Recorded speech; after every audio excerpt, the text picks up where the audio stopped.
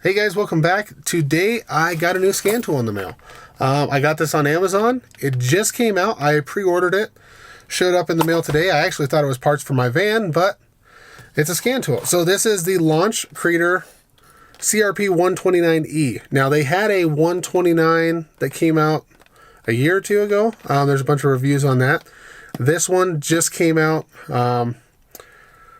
I'm guessing that today's the first day. Maybe people that live closer to a distribution warehouse got it yesterday. I'm not sure. But I'm going to go ahead and open this up, get it set up, and see what it can do. It's supposed to do PCM, I think some of the even advanced stuff, ABS and airbag. I can't remember all the stuff. We'll just get it set up, plug it into my van because I got ABS lights on, check engine lights on, and see what codes we get.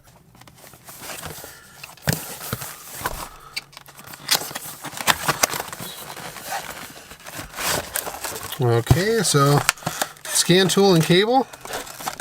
Not sure if that's all there is to it. I'm going to go ahead and power it up. Maybe. Okay, I heard a beep. So while that's loading, I'm going to see what else is in the box. Looks like a carrying case and a coupon for a free gift. So it's still loading, it looks like. So it looks like a user manual, carrying case, spot for the cables. So that's kind of nice. Okay, this booted up. Let's see, can you guys see that without a glare?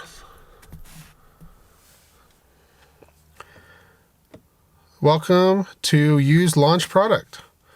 Press the start button, I'm guessing. Battery is almost fully charged, 88%. English. Time zone. I am in America.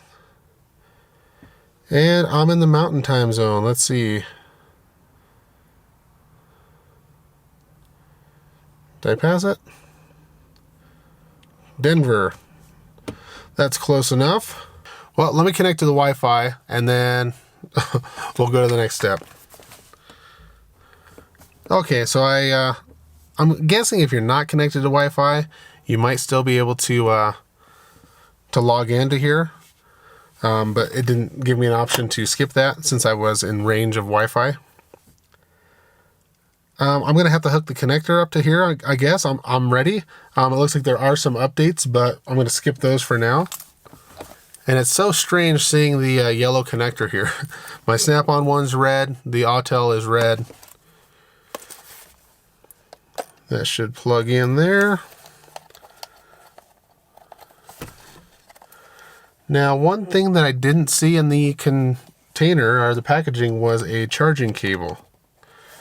And it looks like it has a like a 12-volt plug there. Are we gonna focus? There we go, sorta. So there is a round connector there for a charger. So I'm guessing it'll also charge off the vehicle. We'll find out. Okay, I plugged in, it went ding, ding, ding.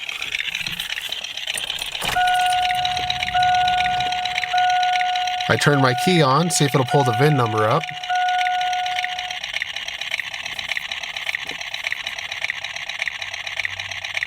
I probably should have had the key on when I plugged it in. Okay, 2001 Chevy Astro van. That's one of the vehicles I'm fixing up right now, so that is correct. Let's go ahead and load that vehicle. Reading for data, please wait. Communicating, please wait. It's under 8600 GVW. Automatic transmission. It's a 1-speed transfer case.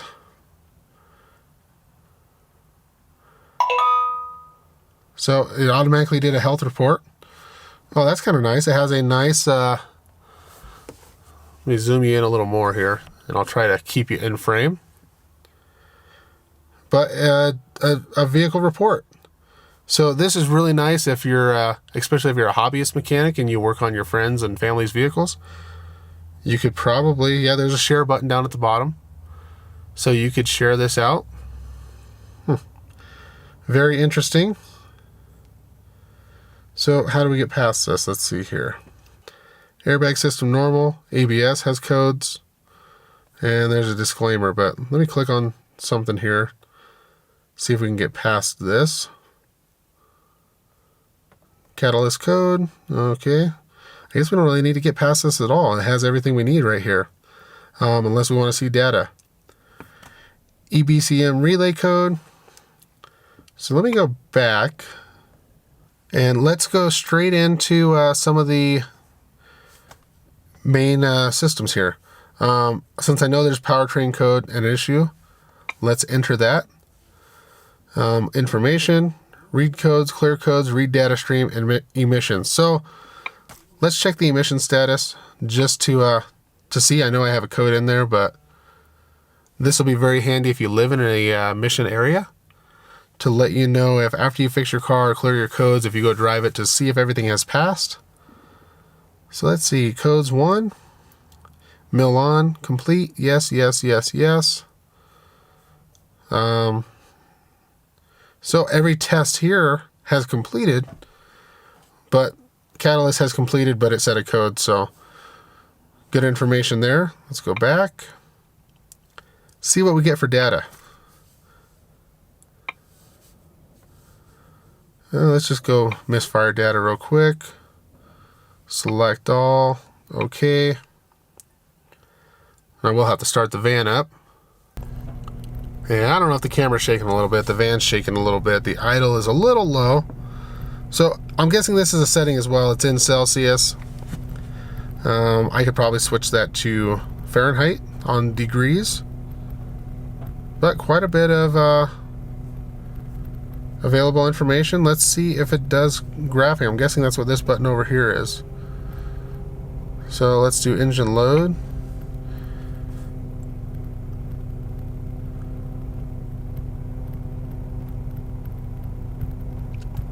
It quit updating as soon as I went into the graph. Oh, there it goes. We give it a little more gas.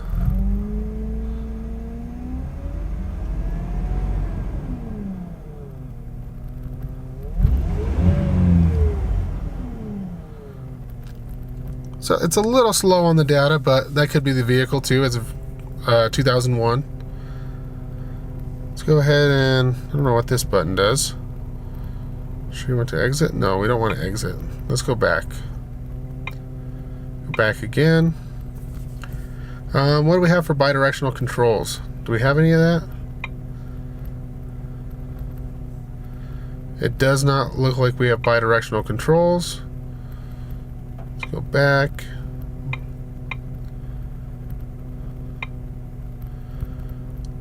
Let's go into another module here. So data stream, fault codes. This is the ABS stuff. History. So on the quick scan, all it gave me, I guess, was the current code, which was the EBCM motor relay circuit. But there's all these other codes in the history, so it's good that they have current and history.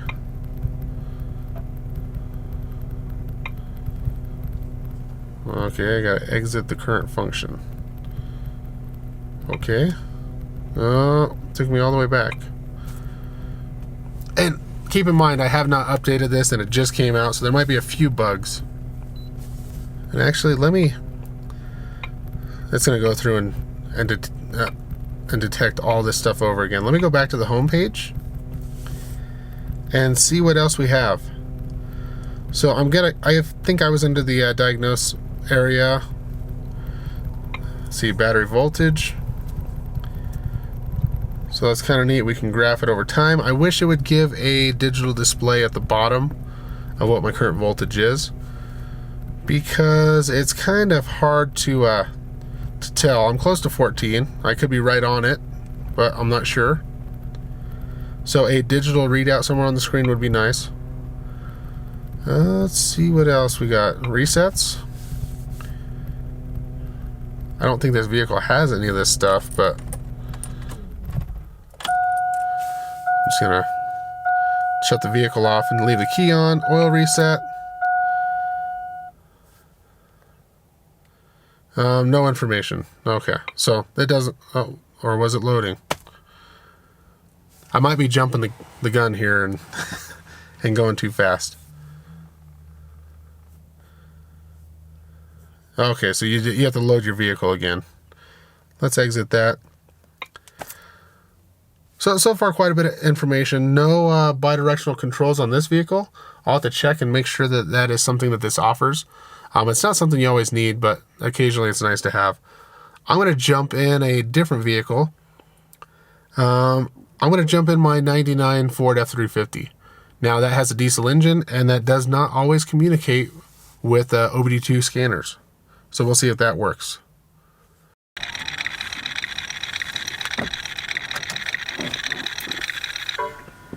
Okay, I could not find the VIN on my Ford. Let's skip the VIN entry. Let's see. It's a Ford. Okay.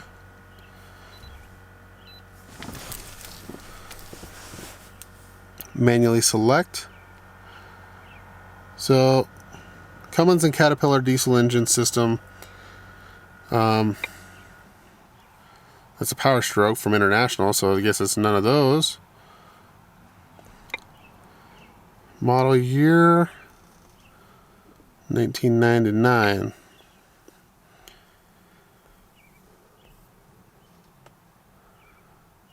Super Duty with the 7.3.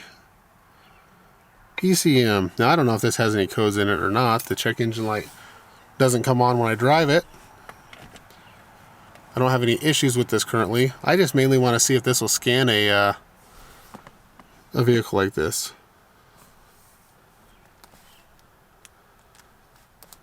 Communication error.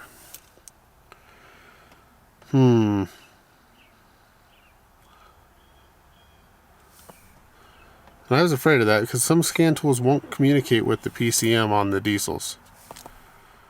I can do ABS, maybe? No communication. I don't have a snap-on scan tool or another brand here to test it. I've scanned this vehicle before though and never had an issue. So this just may not work on this particular vehicle. Let's try another one.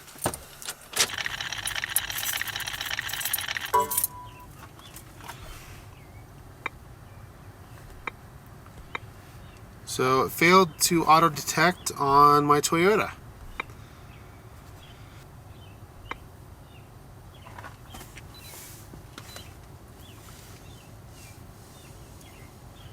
Okay. It's a 16 pin. I just had to change the area to North America.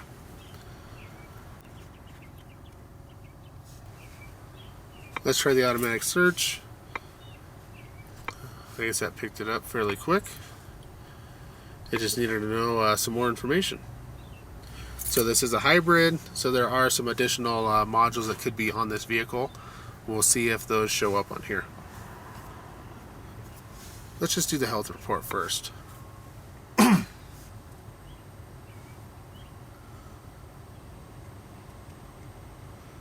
Uh-oh, ABS code. I didn't know we had any problems. So let's see the report. So a few different options on this one compared to the old Chevy. ABS that was abnormal. Low or high power supply voltage.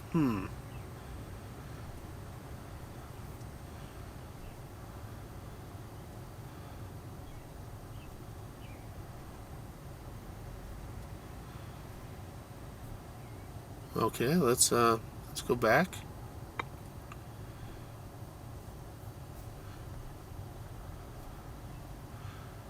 And let's see what we got here under engine. So few options, no bi-directional controls, but fault codes and data stream. Let's see what data we get under engine.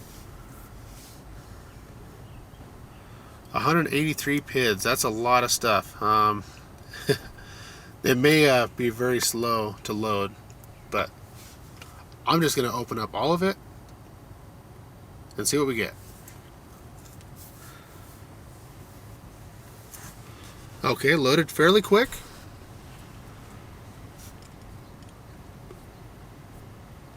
Okay, it only loaded 16 PIDs.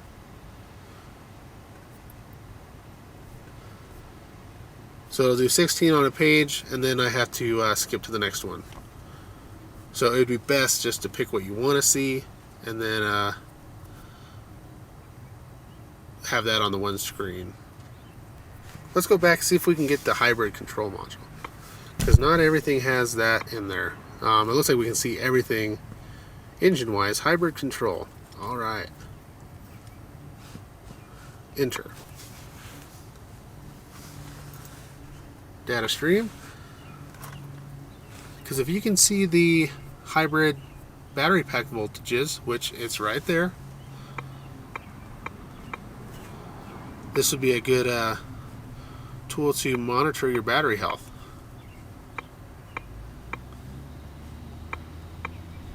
This has a lot of cells in there. Okay, and total state of charge. Let's do that. So 245 PIDs under the high voltage battery. That is a lot.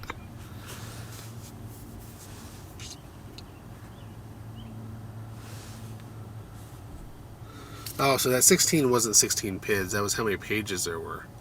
So this one has 2 pages. So if I go through here, all of my cells are very close. 21.34 to 21.37. Let's go to the next page. So my battery looks pretty good. State of charge isn't all that great, but I've had the key on for a few seconds here. Let me start it up and see if those voltages change. Yep, they are changing. It uses the high voltage battery to start these up. They don't have an actual starter, so I expected to see that drop. So that's pretty cool. I don't know if most cheaper scan tools will show you the hybrid control module. What else do we have? Occupant module. Let's see if there's any options in there. Just codes and data stream. Okay, let's go back to the home page. That'll take us back to home, I believe. Okay, resets. This one should have resets. Oil reset.